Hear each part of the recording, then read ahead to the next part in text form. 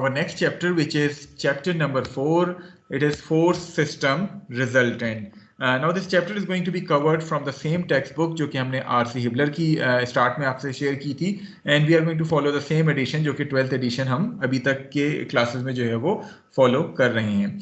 The topics which we are going to cover in this chapter are shown to you here. We are going to start with moment of a force, scalar formulation, थोड़ा सा फिर हम cross product की बात करेंगे. Then we are going to derive the vector formulation of our moment, and then there is a smaller topic which is principle of moment. So ये चार topics मिला के इनके प्रॉब्लम्स एक साथ जो है वो बुक में दिए गए हैं. So हम भी इन चारों टॉपिक्स की थ्योरी कवर करके फिर जो है वो प्रॉब्लम्स जो है वो सॉल्व करेंगे. देन द नेक्स्ट टॉपिक जो कि हम मोस्ट लाइकली शायद नेक्स्ट वीक स्टार्ट करें, it is moment of a force about a specified axis, then moment of a couple and simplification of a force and couple system. तो ये वो topics हैं जो कि हम मोस्ट लाइकली नेक्स्ट 2 और 2.5 वीक्स में कवर कर रहे होंगे चैप्टर नंबर 4. तो एक एक करके हम पहले ये चार टॉपिक्स पढ़ेंगे, इनसे रेलेवेंट प्रॉब्लम्स देखेंगे, उसके बाद फिर बाकी टॉपिक्स जो है वो नेक्स्ट वीक हम देख रहे होंगे. Okay, just a simple question, कोई एक वॉलंटियर स्टूडेंट अगर जवाब दे सके, how do you define moment? कोई आइडिया है कि how you define moment?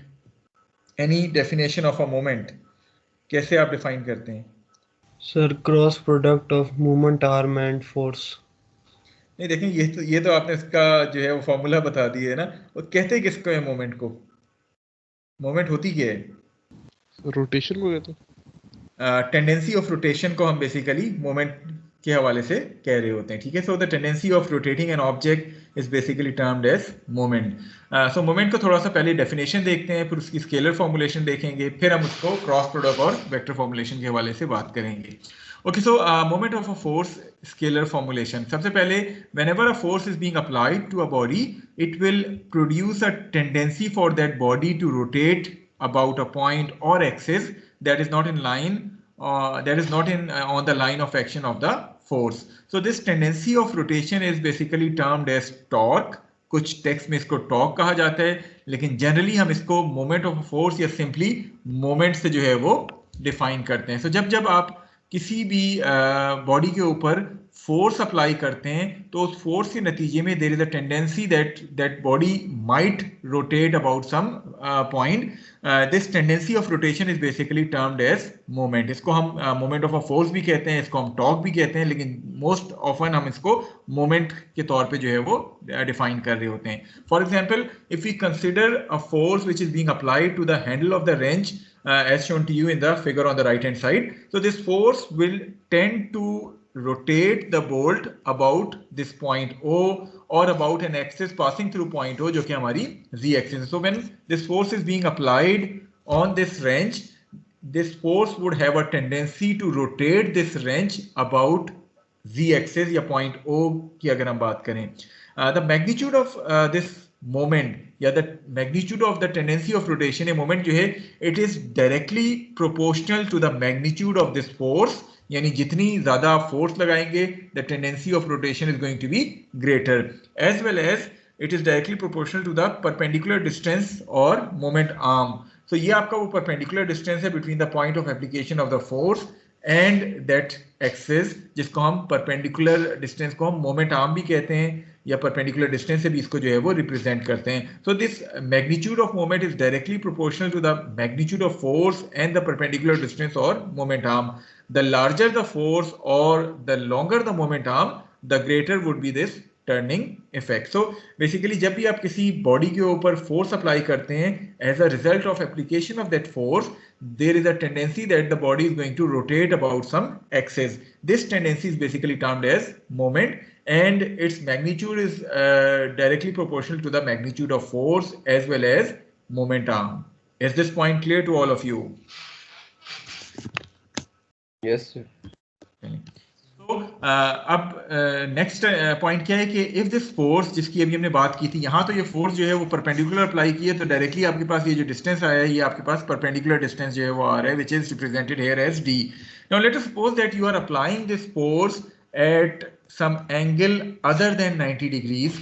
So आपने एक force apply की which is not at perpendicular to that moment arm. Rather you are applying this force at some angle theta which is not equal to 90 degree. Then as per inspection it will be more difficult to turn the bolt since the moment arm, अगर हम इसमें perpendicular distance की बात करें तो ये distance तो d है, लेकिन force का perpendicular distance from the axis of rotation is basically this distance which by trigonometry is d dash which is equal to d sin theta. तो मुझे एक बात बताएं, d बड़ा होगा या d sin theta बड़ा होगा? D sir. D बड़ा होगा. It means कि d sin theta would be smaller. So accordingly the magnitude of this moment would be smaller than if आप इस force को directly apply करते perpendicularly. So आप जब भी इस तरह force किसी angle के ऊपर apply करेंगे, then you need to apply greater magnitude of force in order to produce the same turning effect अगर आप उसको perpendicular apply कर रहे होते हैं, because in this case the moment arm is going to shorten. आपके पास ये जो moment arm बन रहा है इस टाइम पे d sin theta बन रहा है which is smaller than d. तो जब भी आप किसी और 90 डिग्री के अलावा किसी और एंगल के ऊपर फोर्स लगाते हैं तो आपका उसी हिसाब से टर्निंग इफेक्ट जो है वो कम हो जाता है. इसके अलावा if you are applying some force along the axis of this range, for example आपको जो नीचे वाली फिगर में फोर्स गिवन है, it is being applied along the axis of the range, would it create any turning effect? No sir. Why? Reason? Angle जैसे 180 degree है. Because in this case the line of action of this force is passing through that point O. In other words आपके पास perpendicular distance या moment arm जो हम कह रहे होते हैं वो इस केस में 0 है. So since the moment arm is 0, therefore there isn't going to be any turning effect produced by this force F which is being applied along the axis of this range. So if the force is applied along the range, its moment arm would be 0 since the line of action of force will intersect with the z-axis. So as a result, the moment of this force about point O would be equal to 0 and no turning is going to occur. So I hope कि ये दोनों points clear हैं हर एक को. Yes sir. So if I say कि maximum moment कब produce होगी, condition क्या है for producing the maximum moment? Can any one of you tell me? Yes sir. Theta 90. So theta should be equal to 90 degrees. In other words, the force is going to apply perpendicular to the moment arm. इसी सूरत में फिर आपके पास moment या turning effect जो है वो maximum आ सकते हैं. Is it clear to all of you? अब थोड़ा सा हम बात करते हैं moment of a force scalar formulation की. डेफिनेशन हमें मोमेंट की क्लियर हो गई है. हम पहले इसकी स्केलर फॉर्मुलेशन देखते हैं, फिर थोड़ा सा हम क्रॉस प्रोडक्ट की बात करेंगे और फाइनली फिर हम जो है वो वेक्टर फॉर्मुलेशन की बात कर रहे होंगे. So in order to understand this scalar formulation for moment, let us consider a force F which is being applied as shown to you in the figure. So consider this force F and point O which lie in the shaded plane. आपके पास ये जो brown colour की shaded plane नजर आ रहा है, आपने ये force F जो है वो अप्लाई की है. This force F would create a moment about point O which is here represented as MO. Capital M हम मोमेंट के लिए यूज करते हैं और MO का क्या मतलब है कि we are taking moments about point O. So the moment MO about point O or about an axis passing through point O and perpendicular to this shaded plane is basically a vector quantity since it has a specified magnitude as well as direction. So एक बात तो तय है कि ये जो moment या turning effect की हम बात कर रहे हैं, basically this moment is a vector quantity because it has both magnitude as well as direction. अगर आप सिर्फ ये कहते हैं कि आप इतनी moment अप्लाई कर रहे हैं तो आपके moment की definition incomplete है, because vector quantity के लिए ज़रूरी है कि आप magnitude के साथ साथ direction भी specify कर रहे हो. So moment is basically a vector quantity just like force, displacement, velocity or acceleration. It means that in order to define this moment completely, you need to define its magnitude as well as its direction. तो एक एक करके पहले हम magnitude की बात करते हैं, फिर हम जो है वो direction की बात करेंगे. In order to find the magnitude of this moment, the magnitude of this moment would be equal to MO equal to F into D, where F represents the magnitude of the applied force and D represents the moment arm or perpendicular distance from the axis at point O to the line of action of this force. So यहाँ अगर हम figure को देखें, आपके पास ये point है जिसके about of moment calculate कर रहे हैं. So this D represents the perpendicular distance between जिस पॉइंट के अबाउट ऑफ मोमेंट ले रहे हैं और the line of action of this force. तो जब आपको कहा जाए कि मोमेंट का मैग्नीट्यूड फाइंड आउट करें, it is going to be F times D, where F is the magnitude of the applied force and d is the perpendicular distance between that point जिसके about आप moment ले रहे हैं to the line of action of that force. जहां तक ताल्लुक units के हैं तो चूंकि मोमेंट का मैग्नीट्यूड फोर्स टाइम डिस्टेंस से मिला है तो फोर्स के यूनिट अगर हम SI system of units consider कर रहे हैं तो फोर्स के यूनिट न्यूटन है, डी के यूनिट्स या डिस्टेंस के यूनिट मीटर हैं. तो आपके पास मोमेंट के यूनिट न्यूटन मीटर आते हैं if you are considering the SI system of units. However अगर आप FPS सिस्टम कंसीडर कर रहे हैं तो उस सूरत में आपके पास फोर्स के यूनिट्स जो हैं वो पाउंड्स होते हैं और डिस्टेंस के यूनिट आपके पास फिट होते हैं जनरली. तो आपके पास पाउंड फुट जो है वो मोमेंट के यूनिट्स आ जाएंगे, या इन केस के मोमेंट आर्म आपका इंचेस में है तो हम इसको पाउंड इंच के तौर पे भी जो है वो रिप्रेजेंट कर सकते हैं. So these are the set of units जो कि हम मोमेंट के लिए इस्तेमाल करते हैं. आइदर न्यूटन मीटर और पाउंड फुट और पाउंड इंच की यूनिट्स को हम इस्तेमाल कर रहे होते हैं for defining the moment. So whenever you are being asked to define the magnitude of moment, it is going to be F into D. इसकी मदद से आप magnitude find out कर सकते हैं moment का. I hope कि magnitude clear है. जी. किलोग्राम मीटर स्क्वायर सेंटीमीटर शुरू हो सकते हैं ना? आपका क्वेश्चन मुझे समझ नहीं आया, काइंडली रिपीट कर सकते हैं. सर मैंने कहा इसका unit kilogram metre square second minus 2 भी हो सकता है ना? देखिए वो न्यूटन को आप एक्सपेंड कर दें तो डेफिनेटली आप न्यूटन होता क्या है? Newton is basically kg metre per second square होता है कि सिर्फ पर सेकेंड होता है? स्क्वायर होता है. स्क्वायर एम जी होता है ना. एम केजी हो गया, जी जो है वो मीटर पर सेकेंड स्क्वायर. सो KG metre per second square और साथ में मीटर आ गया. सो केजी मीटर स्क्वायर पर सेकेंड स्क्वायर. आप इसको बेसिक यूनिट्स में भी लिख सकते हैं लेकिन जनरली न्यूटन मीटर में इसको हम रिप्रेजेंट करते हैं मोमेंट को. ठीक है, चलिए. सो मैग्नीट्यूड के बाद थोड़ा सा अब इसके डायरेक्शन की बात करते हैं. The direction of MO is defined by its moment axis which is perpendicular to the plane that contains the force F and its moment arm. तो जब भी हम मोमेंट की बात करते हैं तो moment always acts in a direction which is perpendicular to the plane containing F and D. So अगर हम यहाँ इस फिगर की बात करें जो टॉप पे राइट साइड पे दिखाई गई है, ये वो शेडेड प्लेन है जिसके अंदर आपके फोर्स भी एक्ट कर रही है और मोमेंट आर्म भी एक्ट कर रहा है. सो इस प्लेन के परपेंडिकुलर जो है वो मोमेंट का डायरेक्शन एक्ट करेगा. So moment always acts in a direction which is perpendicular to the plane containing this force and moment arm. अगर मैं 2D में देखूं, यानी मैं इसको टॉप व्यू से यहाँ देखूं तो आपको ये 2D इमेज इसी फिगर का जो है वो दिखाया गया है जो कि बॉटम ऑफ दिस स्लाइड दिखाया गया है. In order to specify the direction of this moment, we are going to use the right hand rule to establish the sense of this MO. वो right hand rule क्या कहता है? That right hand rule says that if you curl the fingers of your right hand in a direction in the direction of rotation or tendency of rotation, then the thumb is going to point out in the direction of this moment. So the natural curl of fingers of the right hand as they are drawn towards the palm represents the tendency of rotation caused by this moment. As this action is being performed, the thumb of this right hand is going to point out towards the direction of MO. So अगर हम 2D में इसको देख रहे हैं तो आपके पास ये मोमेंट जो है वो आउटसाइड दिस पेज एक्ट करेगी, isn't it? Because आपके पास फोर्स इस डायरेक्शन में, D ये है, तो the tendency of rotation is going to be in this particular direction, that this force would create a moment in this direction. So आप right hand rule का इस्तेमाल करें जो कि यहाँ टॉप पे आपको दिखाया गया. This right hand says that the moment direction is going to be outside this page, isn't it? ऐसे ही है, ठीक है. सो आप एक चीज नोटिस करें कि हम जब 3 डायमेंशन की बात करते हैं, notice that the moment vector is represented in 3 dimensions by a curl and the arrow. 3 dimensions में हम मोमेंट वेक्टर को एक कर्ल और एरो के साथ रिप्रेजेंट कर सकते हैं, वेयरएज इन 2 डायमेंशन हम सिंपली एक कर्ल जो आपको ये ब्लू कलर का दिखाया गया है इसके साथ मोमेंट को जो है वो रिप्रेजेंट कर सकते हैं. तो जब 3 डायमेंशन की बात होगी, the moment vector is being represented by a curl and the arrow, whereas in 2 dimensions the moment vector is simply represented by this curl.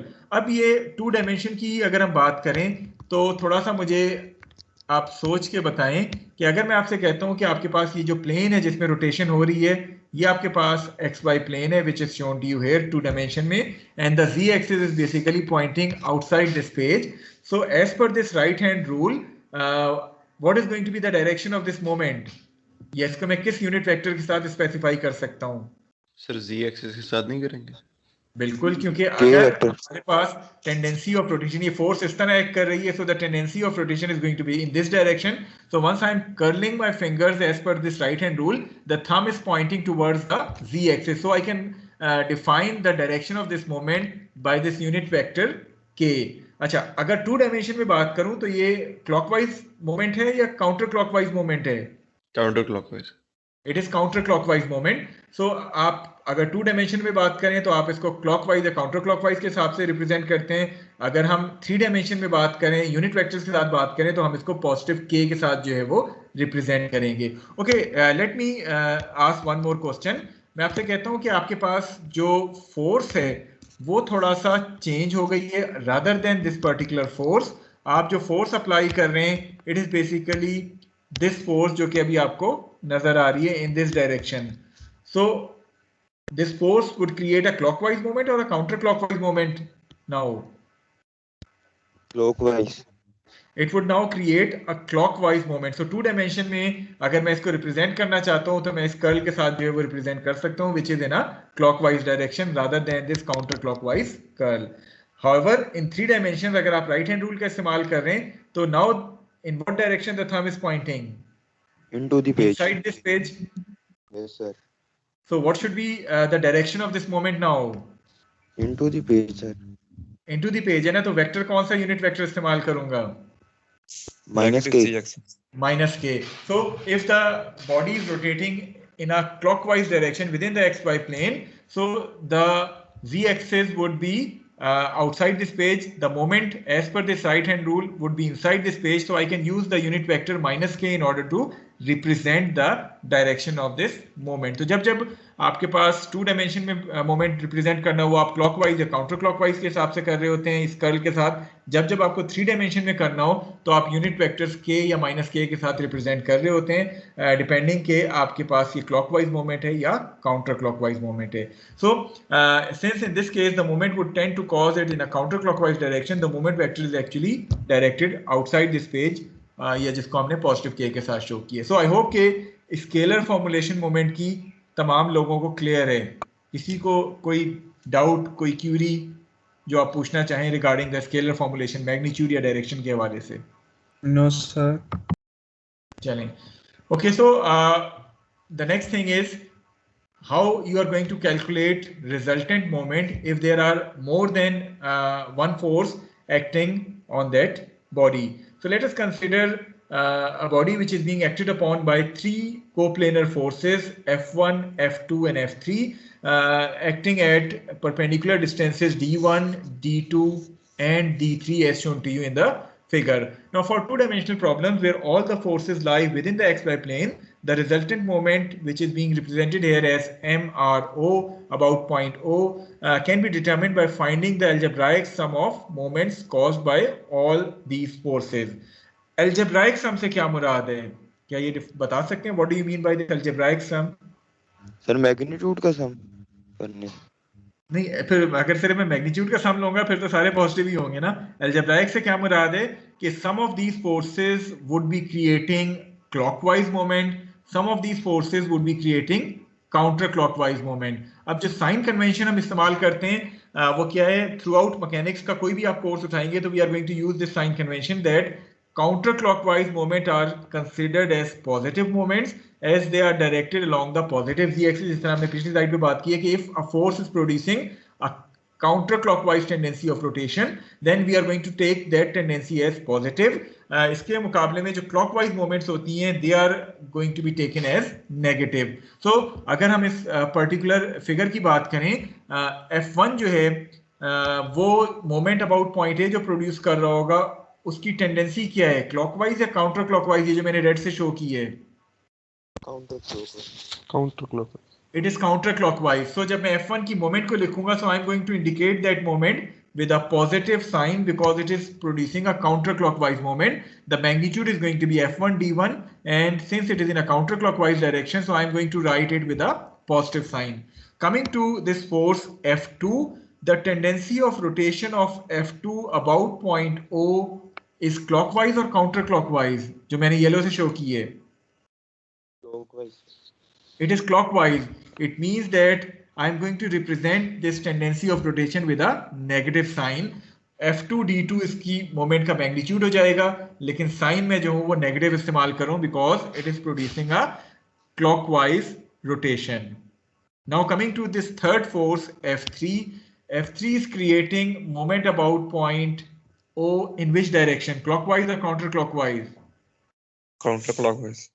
Counterclockwise. So I am going to represent this moment with a positive sign plus F3 D3. So resultant moment क्या होता है? Once you take the algebraic sum of all the moments acting on that body, then you are going to get the resultant moment. So MRO basically represents the resultant moment, which is equal to F1 D1 minus F2 D2 plus F3 D3. ये आपको अगर एक solve करते हैं, if you get a positive quantity by solving the values or by putting the values. So if the numerical result comes out to be a positive scalar, then the resultant moment would be acting in a counterclockwise direction. However, if it comes out to be a negative quantity, it means that the resultant moment is acting in a clockwise direction. So this is how you are going to determine the resultant moment by simply taking the algebraic sum of all the moments acting on that body. Is this point clear to all of you? कोई question आपका moment की scalar formulation के हवाले से या resultant moments के हवाले से काइंडली अभी आप पूछ सकते हैं.